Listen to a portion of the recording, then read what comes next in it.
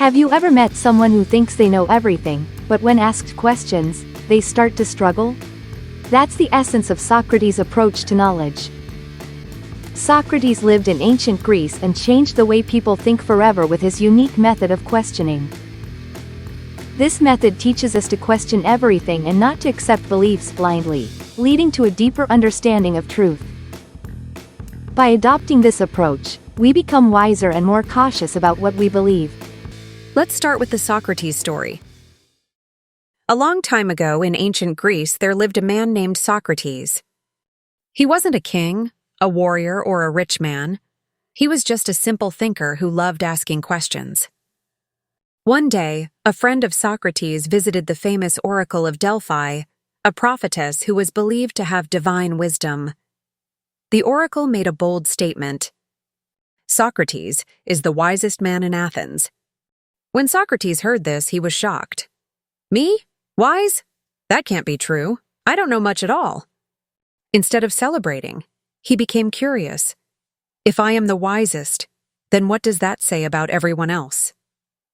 So he decided to test the oracle's words by going on a journey to find the truly wise people of Athens.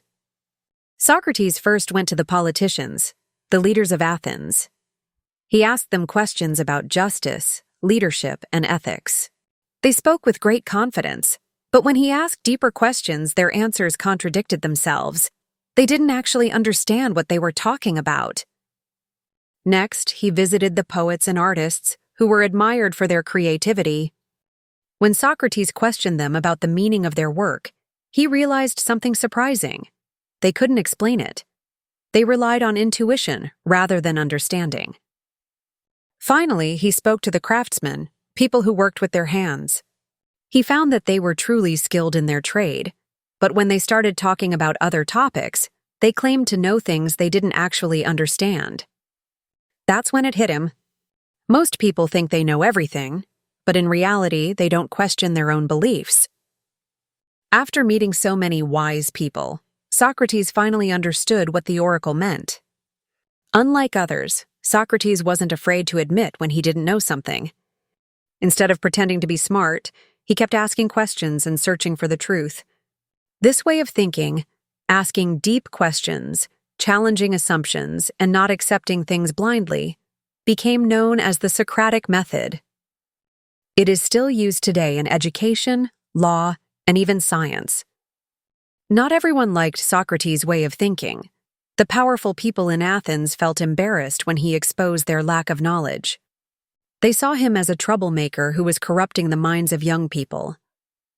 Eventually, he was put on trial and sentenced to death.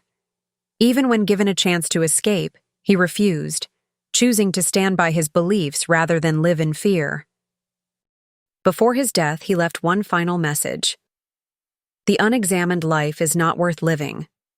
This means we should never just believe things as they are. We should always question, think, and seek the truth. Socrates' story teaches us that critical thinking isn't about knowing everything. It's about asking the right questions.